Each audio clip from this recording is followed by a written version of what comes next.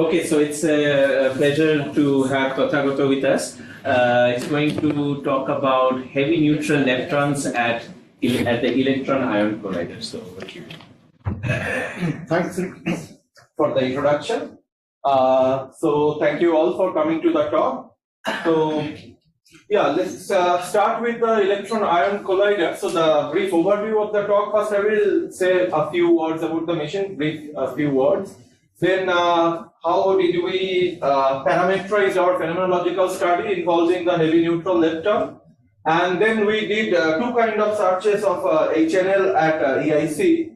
One is prompt. There are two studies we did, and then one long-lived HNL searches. So I will discuss these two searches in detail and how they complement the existing bounds and how things can go with design of the detectors and so on and so forth.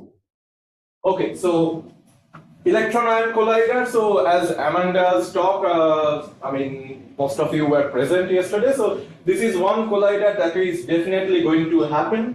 So it has been approved by DOE and with the cost of 1.6 billion to 2.6 billion. And they will use the existing RIC facilities.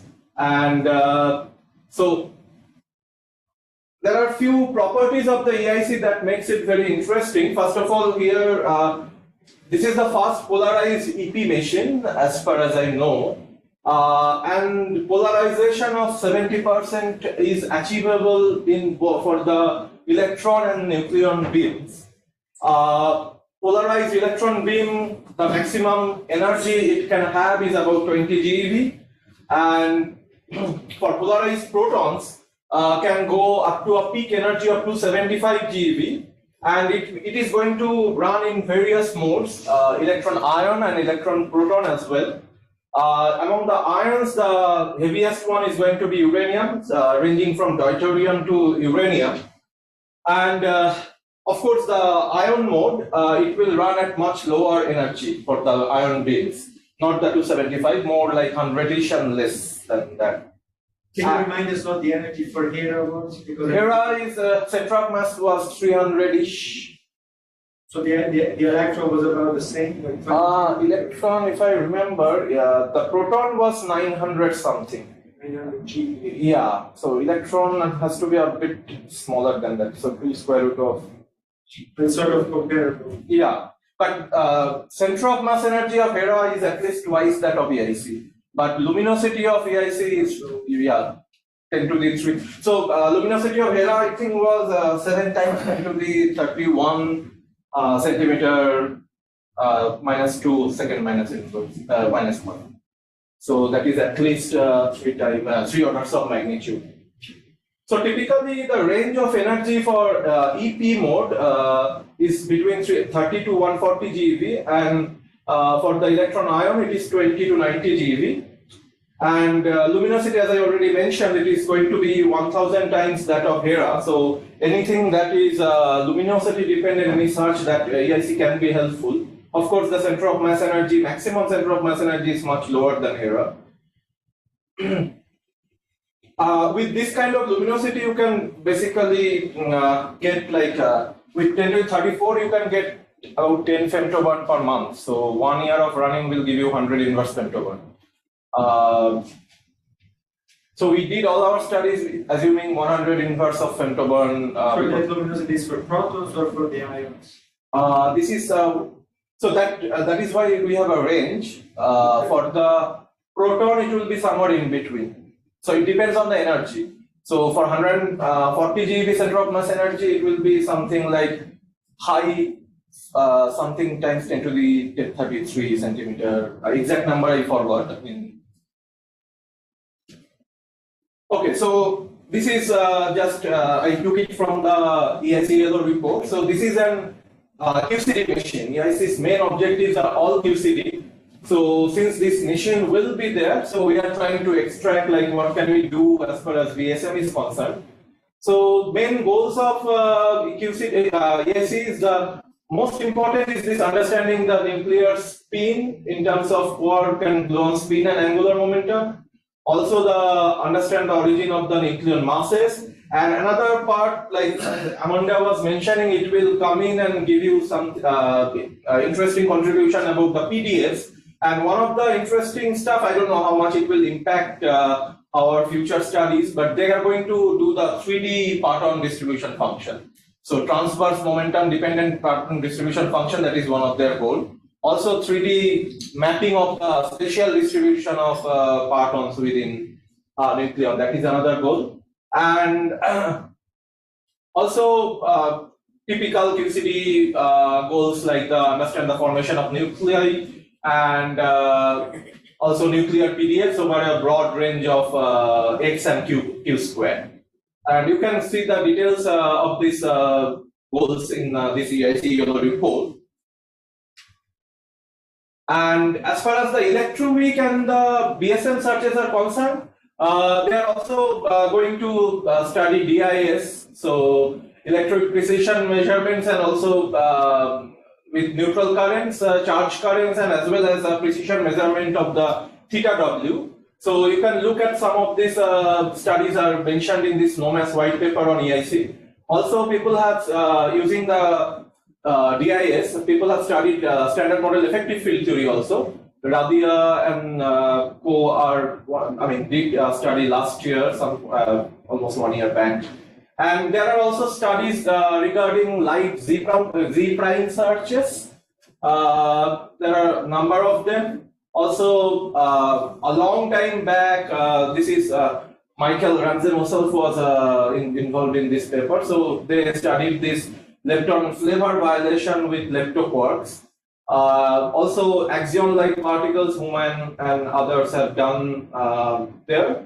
And in our study, we considered heavy neutral leptons as a case study of finding light particles at EIC.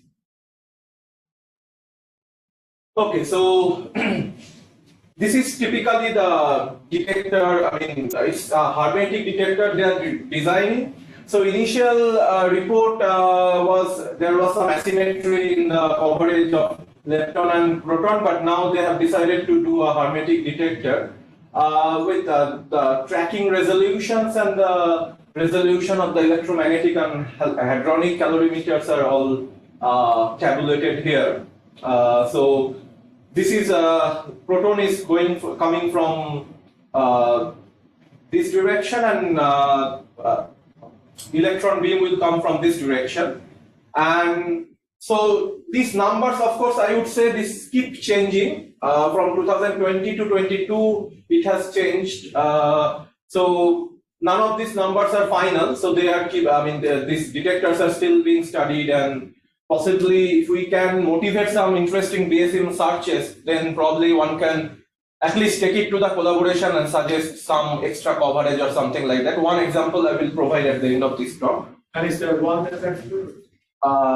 One detector means? Like no two? Yeah, there is a talk of a two detector actually. So that part now I don't think. You have two interaction points. Yeah. Yeah. Yeah. So there is a talk of two detectors. So that part I have not paid too much attention that what advantage it will give or not. Yeah, so you are right. So there are talks. How many places does it cross each other? It's possible to have two crossings, right? So Two simultaneous crossings. is that possible?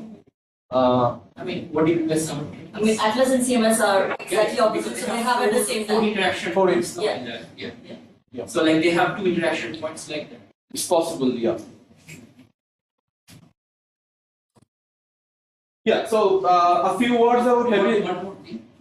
Yeah. We go back to the last slide.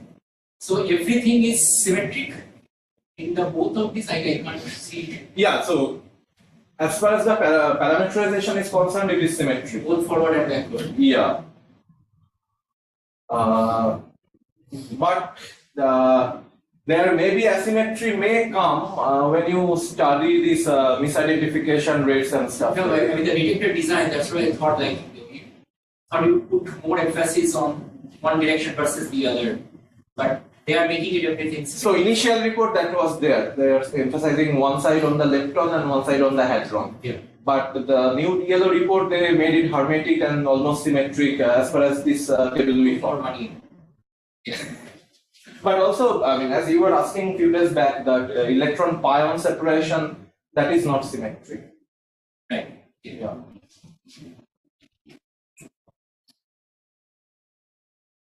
Okay, so heavy neutral lepton, one prime example of heavy neutral leptons are of course right-handed neutrinos, and everyone is familiar with type 1 and it should be type 1. So type 1 seesaw, so all these famous papers about type 2 type 1 seesaw around 77, after 77. So roughly you can parameterize by this kind of Lagrangian piece to explain the interaction between the heavy neutral lepton and the weak edge bosons. And after mixing between the standard model neutrinos and the heavy neutrinos, you will get effective Lagrangian like this, with neutral current interaction and charge current interaction.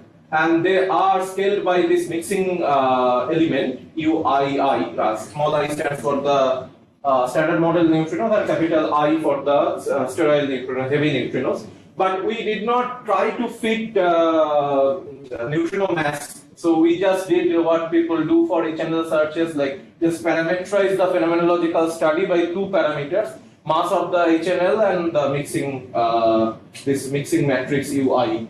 So we only considered the mixing between electron and one species of HNL. So there are two parameters in this study, Mn and UE. So this is the typical production process of a heavy neutral lepton at EIC. So this is by charge current and this is by neutral current.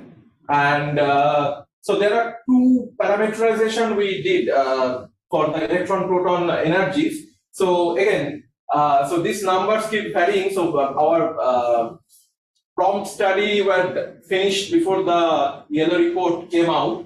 So that's why we have a little bit different parameterization of the prompt and the displaced vertex searches, but square root of S is 140 GeV for both. So that does not make much of a difference. And also, as I mentioned, we assume an integrated luminosity of 100 inverse femtobarn. So this is typically the cross section for different configuration of electron energies and proton energy for the heavy neutral lepton production. So for a large range of mass of heavy HNL, the cross section remains almost flat in the log scale, of course. Then it drops sharply after for a few tens of GeV, depending on the center of mass energy. So we also check the PDF uncertainty, which is not that much, but the scale uncertainty can go grow all the way up to 15% when Mn is of the order of 100 GeV, and K factor also is dependent on mass. There's some like order 1 mixing between the. Yeah, so for this these estimates we did consider order 1 mixing of 1. One is change the decay of the W to the electron. How much it changes? The W to electron. Normal W decay to. So the branching ratio you mentioned, so that we did not try to because the bounds are. Like No. You're mixing the neutrino, so it will. Right. That's But very the, precise point per meter. yeah, absolutely. But the bounds will come out to be UE squared to 10 to the minus 4 minus 5. So this is just for estimating the how the cross section behaving. So eventually, yeah. So that is the goal. How much we can bound we can impose, right? So, and then, yeah. So that is also.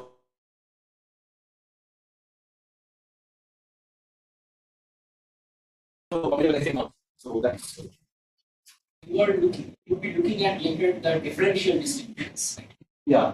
So the K factor doesn't quite give you that feeling. Absolutely. I mean, Here isn't it a much bigger problem because you are looking for like asymmetries or things like that to find yeah, this for our Pheno study, collider study, we did not include that K factor. So there is that enhancement we did not take into account. Just to give an estimate like how things would be as a K factor. But we tried to be as conservative as possible as far as the production is concerned. We did not, well, one thing we did include is the electron polarization. Other than that, we did not include the data.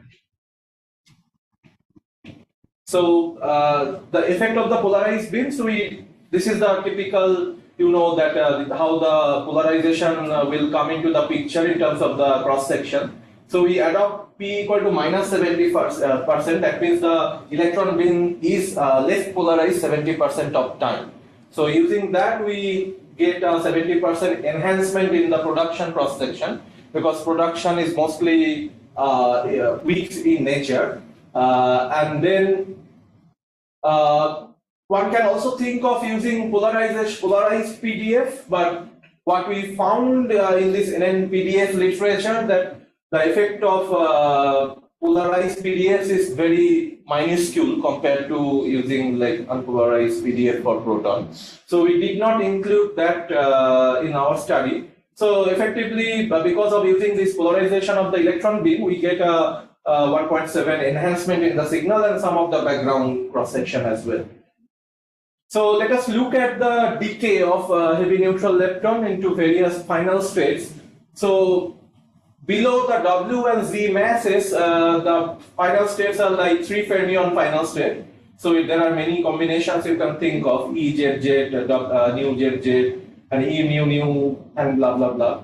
And so this CVI that depends on the V minus A structure of the various fermion and the W boson and Z boson. So usually the W star mediated, official W mediated decays are dominant compared to the Z star mediated channels. And here you will see the decay weak.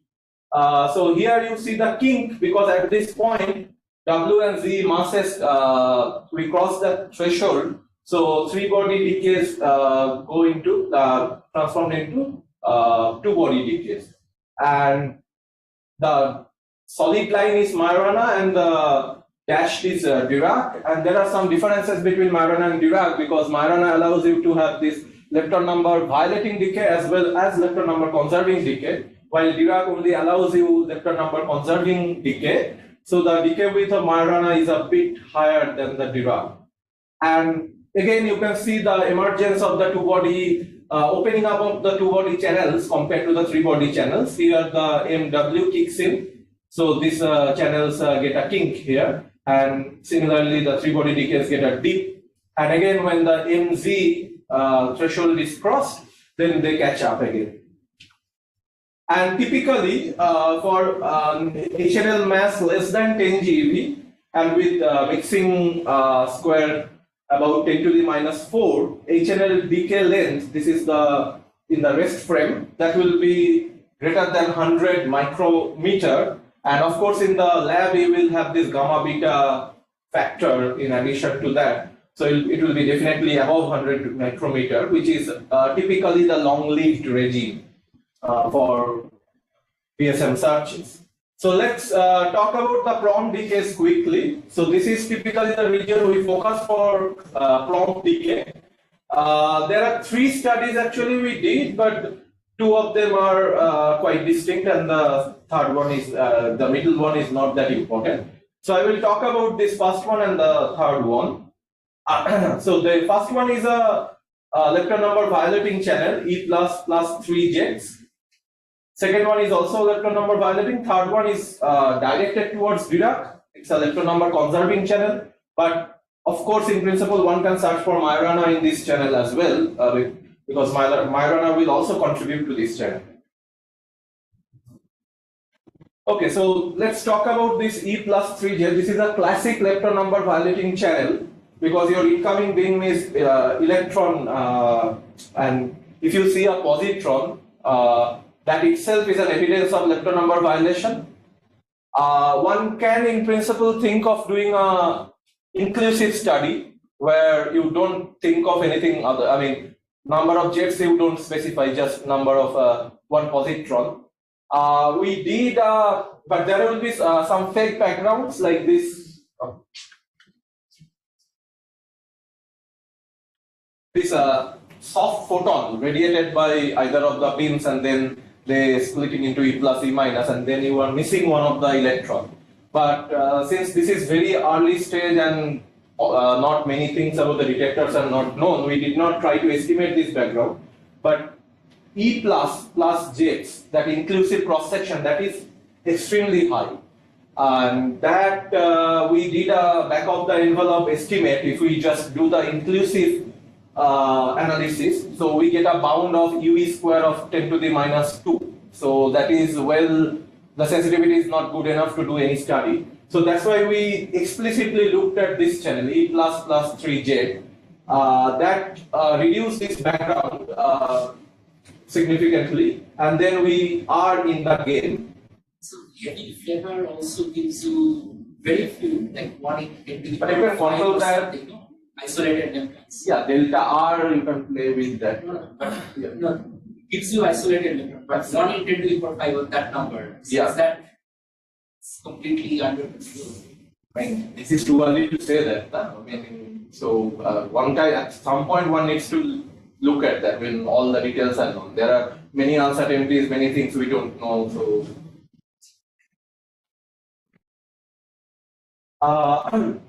Okay, so we do call. I would worry more about bifaking and electron. Yeah. That's a serious. Yes. So, if I remember correctly, in the forward region, where like behind the proton or ion, so yeah, you have better chances. Yeah, 1 in 10 to the 4, a bifaking electron. And in the central region, it is about 1 in 10 to the 3. And in the behind, there is a, that's not 2. Yeah. But yeah, so that we are not going. But that's not just the rate. I mean, that's the rate at which it fakes, rather than it's the probability of faking. Yeah. Probability of faking is more or less is probably the same. So the occurrence of ions in the direction of Absolutely. proton is much larger. Yeah. Absolutely. Yeah, I mean, definitely at some point one needs to take that into account. But we did at this point we felt that, I mean, it is at least try to take it to the collaboration and say this is like an idealist estimate that this is what AEIC can do. And I will show that one parameter space is quite interesting, that is complementary to the what, say for example, Shubi was talking about, well, he wrote a paper in this blast from the past, right? WA66 charm, like this is typically about 2 GeV and then there is a gap. So that gap EIC can fill in, especially the long-lived searches. Okay, so we did do a exclusive E-3 jet background generation. And this is typically the PT distribution of the lepton, eta L, eta of the jet, and PT of leading jet. So lepton, we showed that two benchmark for 2 values of Mn, one for 10 GeV and one for 50 GeV, and the green one is the background. So background, the PT of the lepton peaks at very low energy, low PT. And on the other hand, for the eta distribution, you can see for the background, you expect that the electrons go in the, behind the proton, so in the backward direction. So that's why you see this, for the background, you do see that. But for the signals, the leptons are coming from somewhat of a heavy particle, so it is becoming more and more central. So as the Mn mass increases, it goes towards the forward direction of beat also. And PT of the jet one, again, this jets, the leading jet usually is coming from the HNL decay, so you can see that feature as a function of HNL mass here. And the background PT, the leading jet peaks around 10-ish GeV. And for the second and third jet, it is much towards the left for the jet PT peak. And eta jet one, there is, because of the hadronic calorimeter, smearing is also much worse than the electronic calorimeter, and taking all this into account, there is not much difference there. And since this is a very clean channel, and all you need to do, provided there are fake backgrounds, do come, and we did not take into account any of these fake backgrounds. Taking this E-3 jet and the signal, it's all about the misidentification rate of the electron, how much it will be misidentified. And additionally, we just use this cart, this invariant mass cart. We define this delta M mean variable there are 3 jets. So we looked at the ML jet, alpha jet, beta, and took the combination that is closest to ML, and then plotted that, and then used a window cut on that. So it's clear that because for lighter HNL the width is very narrow, you will expect a very narrow width, and most of the backgrounds are gone. And for a higher mass, there is a bit of overlap. But this, I mean, this assumes that you're going to do a mass-dependent study, right? Yeah. What happens if you take the sample for 50 and apply the cuts for 10? Sample for 50, but Because in data you will basically no, but scan in over data, the but you can scan over the mass and the window. Yeah, I'm just wondering how different they look if you have. I mean, this is like you already have the truth, so. Yeah, so say for example, let me see. So this is 5G. We use the same card basically. So 5G we usually. No, that's not what I'm. The problem. The problem I have is that you have minus mn there. Oh yeah, right. So if I say, for example, in that case, when you subtract 50 instead of 10 with your 10 GB data, yeah. and you plot it, what does that do? So we did not look at that. So in principle, you can do the scan over 2 Yeah, I'm just parameters wondering also. what it I did not look at that. Okay. So few words about the misidentification rate of the electron, especially what is the state of affairs at Atlas, especially. I mean, 2019 they came up with this misidentification rate study. So misidentification rate is quite, with this blue one is the latest one with BDT, including BDT, and it is about 0.1% at PT of ET of 20 GeV, and even for 50 GeV MN mass, it is about 15 GeV peaks, and we looked all the way up to 100 GeV MN mass. So I don't expect the PT to be more than 40 or 50 GeV. So we are in this regime and below. So that's why we can easily use this FMID. FMID means the electron charge misidentification rate, that we take 0.1%, and assuming this is an electron-ion collider, and it's a much cleaner environment than proton-proton collider, one can expect that it's not impossible to assume that FMID can decrease further, which is we also do another parameterization using FMID to be 0.01%. So this basically includes all the cards for this lepton number violating study. So first of all, this selection of the lepton and the 3 jets, that reduces, and also the isolation criteria. So about the isolation criteria for jets, we did a delta R of 0.4, but that is typically LHC value. So for EIC, one can perhaps do the study, and this can perhaps be reduced to 0.3 or something like that. And for the leptons, we did delta R, I think 0.3. And this is delta R between the lepton and the jets, that is also we consider 0.4. And this reduces the this isolation criteria and the lepton and jet selection, reduces the background by almost factor of 400, and then the window cut, which again reduces it by another 2 orders of magnitude for low mass, and order of 2, a factor of 2 for the high mass region, and then 2 MID the parameterization that I mentioned, that will give you this kind of estimate of background. And using that, we can put bound on UE square. So this signal yield are calculated assuming UE square to be 1.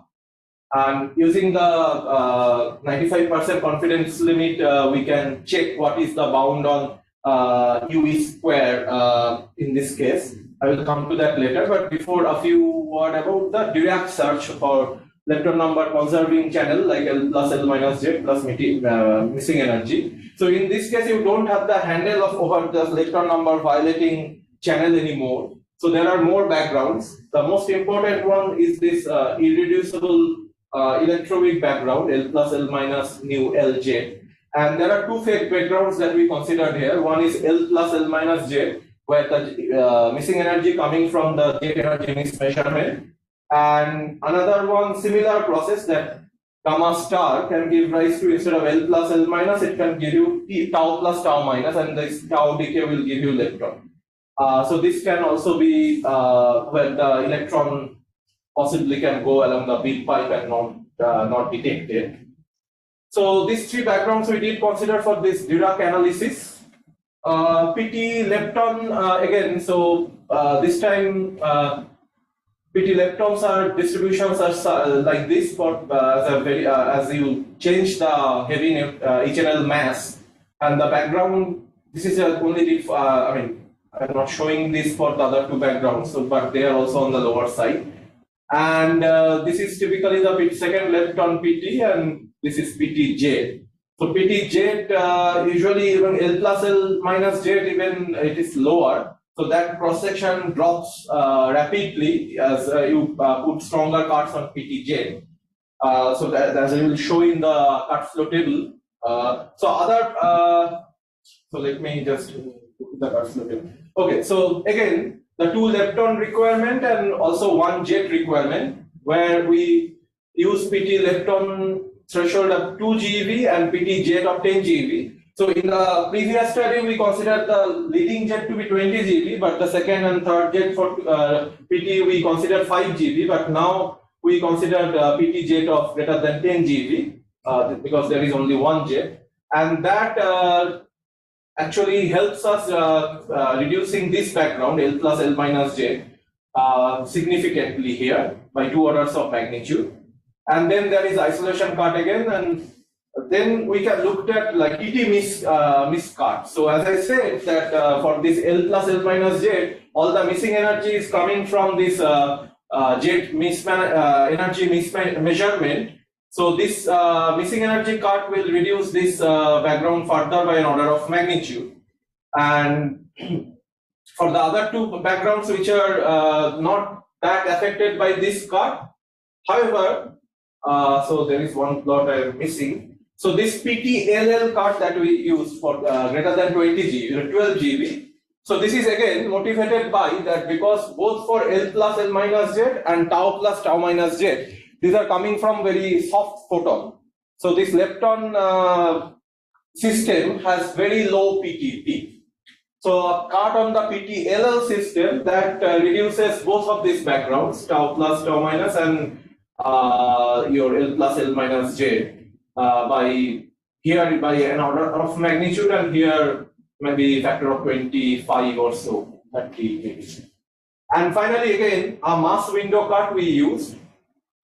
So in this case, you already have very good discrimination already with PTLL, so you don't need to do anything more, right? True. For this one, these two we do have a good estimation already, but for this one, but as I will show, our focus was more on 50 and higher, because this area we will not be doing much better than LHC at this point. So this is the next cuts are, I mean, this is a typical window cut that helps anyway. And we just did use this cut for the low mass region to have a sensitivity of significance. I mean, 95% confidence limit a little bit. I mean, lowering the bound a bit, not too much. But especially for the heavier masses, this cut actually helps, where we use this delta phi between the jet and missing energy.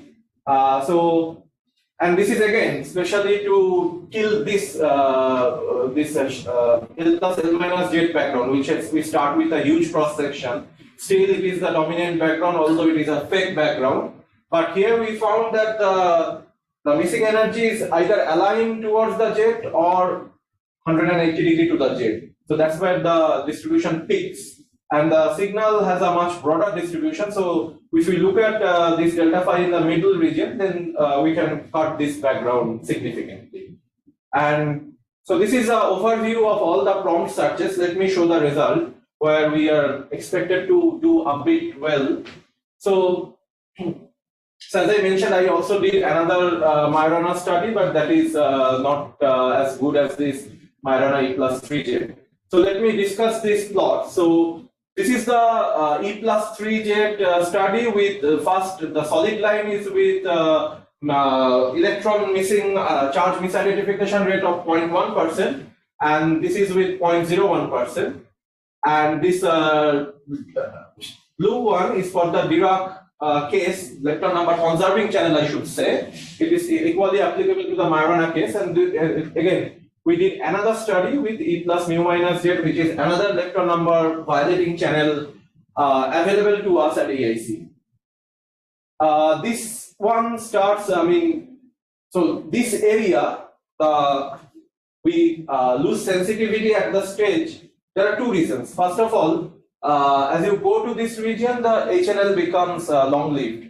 So that if you use this decay probability, then that also restricts you. But the most important restriction we found, because of our parameterization of isolation and etc., is the isolation cut. Because at low HNL mass, it will be boosted. So the decay products will be very close to each other. So if you require strong isolation criteria, so this area will be limited by that isolation criteria as well as the decay probability. So it is because we used delta R isolation for jets to be 0.4 and 0.3 for the leptons. So it is the higher jet multiplicity searches suffer more from this kind of isolation criteria than the higher lepton multiplicity searches. Again, in this area, it is limited by as the mass increases, the cross section drops, so you get this, you lose the sensitivity. However, this is the one region where if the missing ID, charge misidentification rate of electron is one can improve from the current LHC Atlas level, then one can expect to probe at EIC. Because in this channel, well, of course, Atlas search for HNL is not very up to date. So they, at this point, the strongest bound is available from CMS in this final step, 3 lepton plus missing energy, which suffers from significant background from WZ and ZZ or Z gamma star kind of background, and also leptons coming from heavy flavor decay. So there are significant background when CMS and Atlas are dealing with this energy range about 70 GeV, and also the Atlas sensitivity, LHC sensitivity drops like a rock when you cross the W mass threshold. This is one place if EIC can improve the charge misidentification rate, where one can try to see in EIC, because in this case it is a lepton number violating channel. So standard model in principle don't have any lepton number violating channel. So all the backgrounds are fake. So it depends on how much control we have on fake background. So that is one place it can contribute as far as the prompt searches are concerned. But more interesting is the displaced vertex searches. Can I ask? Yeah. Naive question. So, how well do you expect the MET to? You are using MET quite a bit. Yeah. So, how well do you expect the MET to work? How much control do you expect MET to have? At least we did discuss, and they said the granularity will be quite okay. So based, we did calculated the MET just based on the resolutions. We smeared the PT distribution and then did the conservation of momentum.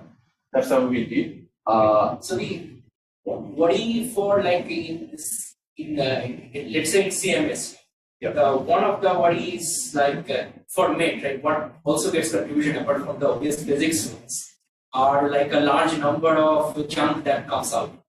Yeah. And at the end of the day, you get rid of that junk. Yeah. But junk is roughly, these are all soft junk, but it's roughly equally distributed on the both sides, right? So you can roughly, these are centered around 0, right? So you don't really worry about it as much. Yeah. Their effect is small. So transfers, yeah. Right. So now in an EP, you are going to get junk in one side versus the other. Yeah. And so what is the effect of is that something? Missing energy is comes into the picture only in these two studies, and where we are anyway not doing better than the existing LHC studies. So here, this channel there is no missing energy, right? It's just E plus 3J. So where pure So lepton here class. is the question actually, because it is the slow mass, this Yeah. is exactly the point where the MET may not be, That good of a measure, but agree, I mean, what you are saying. But MET is not coming into the picture that much. So this is the classic lepton number violating channel for HNL that we are focusing on. Okay, so for the long-lived HNL searches, this is again, if I look at this UV square MN plane, this is the Like going back to the previous, much of this might be ruled out in W and then decay. W and Z decay. I mean, yeah. So there are Delphi bounds are there. So You have plotted the. yeah, there is a Delphi bound. Okay, so that is the constraint. Yeah, but this is the only region where EIC can contribute. Otherwise, LEP and LHC are much better than in the central region here. So the top region, you mean the Y. Top is the electroweak precision, so that includes your WZ data. So what this all the shaded region is already ruled out. Yeah, yeah, absolutely. Yeah, and this dashed line is the electroweak precision constraints.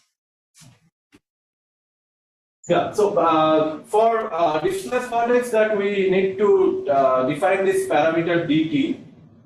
So this is how it. So if you have a lepton track in the tracker and you extend it to the x-axis of the detector, and then you can define this R perpendicular and D perpendicular. So for our displaced vertex, we only played with this D perpendicular. We did two values of D perpendicular, 20 millimeter and 2 millimeter. So as I already mentioned, at this region, these HNLs are long lived. And main background again comes from the heavy flavor decay, but typically B and D decay length is few hundred micrometer. So with these values of dt, we can safely, have a like signal beyond this decay where these fake backgrounds can contribute. But again, as you will see, this is not going to matter too much. It is the other side that is will be more important. So if we look at the typical boost these HNLs have, the light HNLs have. So if the HNL mass is below the electron beam energy, so this is not very obvious from this plot because it's a log plot on the y-axis. So this is basically a Jacobian peak at electron energy for when the Mn is less than electron energy. And for Mn greater than electron energy, they are produced basically at threshold. So this is typical behavior. So this gamma factor En over Mn, you expect that to be much less than 1 for heavy masses, but here you will get gamma beta enhancement, and that can be significant at very low masses. So this is typically the contour plot of what is the decay length in the these are the contours, and I think it was in millimeter. I guess I have to double check. So I forgot to write the unit in the z-axis. And here you see the kink again because of the 3 body going to 2 body. So the contours are displacement in millimeters or lifetime in seconds? This is in the D lab. So this is in millimeter. Yeah. So then it seems that the only long-lived part is. So this is Exactly the very low end. yeah, low end. And low end exactly if you look at this plot, so this is the part that we are targeting. So this is final plot for the displaced vertex searches. So of course we added some event selection criteria for the to resolve the primary vertex that you may need these cards. So we did not have that kind of sophistication, but this is just a safety. For safety, we use this card. So, and PT lepton is again 2 GeV. Typically, we use that for the ROM channels also, and PT jet we consider 5 GeV. And as I mentioned, we did 2 study of BT of 2 to 20 millimeter. Now, as far as we can tell from the yellow report, the size of the tracker is like this. So the radius of 0.4 meter and length of 1.2 meter. And if I analyze this plot, so this side is bounded by the what transverse parameter you choose. And we can in principle go below this 2 millimeter, but that is going into the area which is already covered by CMS Atlas lab, so there is no point doing that. So this is bounded by the rate, and this is bounded by the tracker size. So this is one place we have to go to the collaboration and inform them that if they can increase the tracker size a bit, we can cover much more space here. And this is perfectly between what LAP and Bale and CMS Atlas can do and what beamed up experiments like CHARM and WA66 did. And this perfectly in between that. This is the parameter space which is maybe uniquely accessible to EIC that one can focus on. And this is assuming, of course, these bounds are extracted assuming there is only one background. So these are like 5 event control, which is the 95% confidence limit bound, assuming there is only one background. And you can see there is a little bit of difference between Dirac and Majorana. So again, going back to the decay width, there is a factor of 2 between Dirac and Majorana. So putting both of them together, this is the overall picture. So this is the particular area where EIC can really play a game. If we can do something about the tracker size, if I increase tracker size. And here also, maybe one can think of it can play a role if certain things align, and of course, misidentification rate or charge misidentification rate of electron can be improved compared to the LHC level. So, and finally, just one slide on another additional study we did, which is you have heavy neutral lepton decaying 100% to the dark matter, which is like neutrino-portal dark matter kind of model.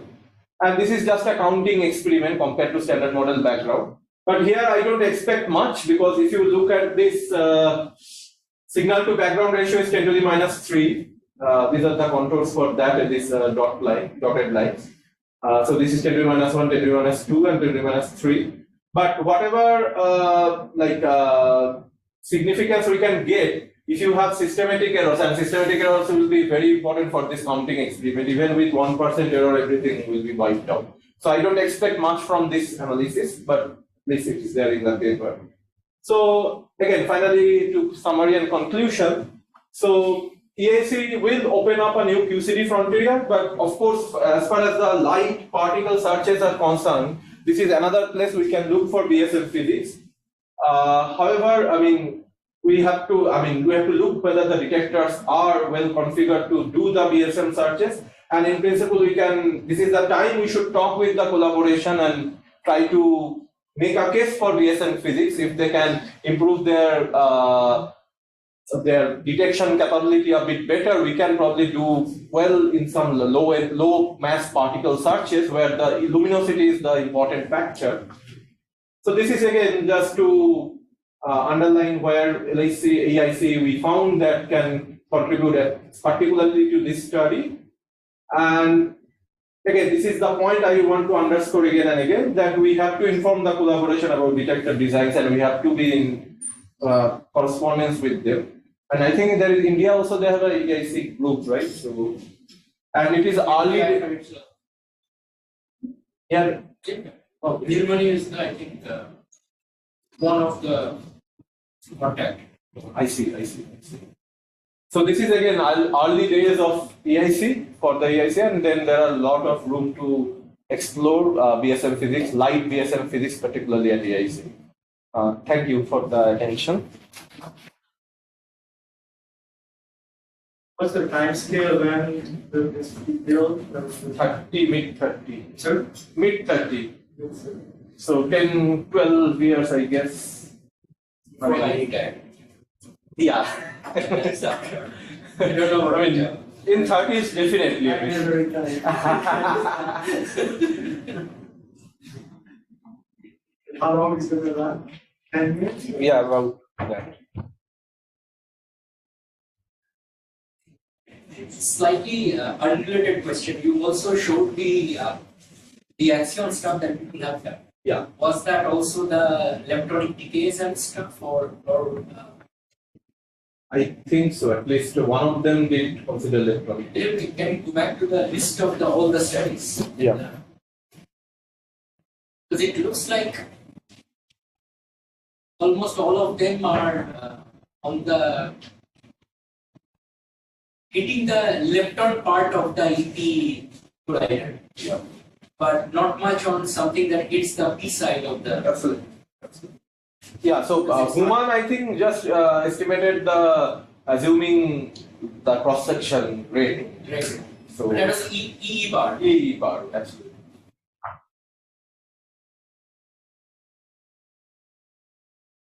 Yeah. So on this slide, I have a comment which is also a shameless plug. So the thing that Human did, what I found was the real virtue of an EEP machine is not light Z-prime searches, but actually heavy Z-prime searches. Because in an EEP machine, you can exchange Z-prime in the H handle, and then EEP machine, even with the center of mass energy of 100 GeV, the momentum transfer is so big that you can actually probe Z-primes of up to T, which even there is. So it's the Z prime that doubles to both electron And the proton, and you exchange it in each channel. And so that diagram interferes with the. You can have like rotate the diagram and have it at LHC. Yes, but at the LHC, the cost is the energy that you pump in. That's why you use PDF.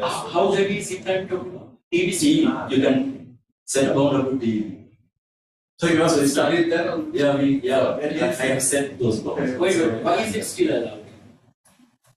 Why is it E is still Z prime that talks to proton, right? And an electron. Yeah. So you will have a you produce it everywhere and then you have a dielectric bound. So even electron would kill this. Even what? Electron would kill this.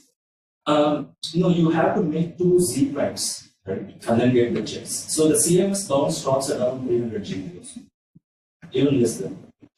The CMS bonds are the strongest bonds, coming from actual production of Z. And I don't completely understand why it stops at 200. Sorry, But the PP to Z prime is allowed, you were saying, right? PP to Z prime, single Z prime. What is the problem? sorry. Yeah. Z prime and Z prime to the digest. So Very low mass Z prime might still be okay. one Take the diagram. Yeah, exactly. But 1 TB Z prime is killed by electron. Well, Right. killed This is depending on the No, but coupling. this is Not Z killed. prime, right? Yeah. Any light, okay. So this is actually Z prime will put leptons.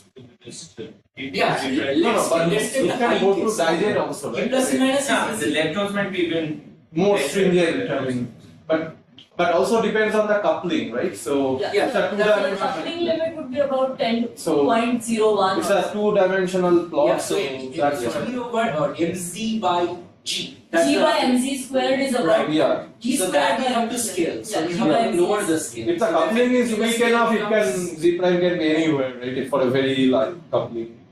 No, but the point is it's what the you same need. process if you rotate it. No, that. So then the comparison is like PDF or something.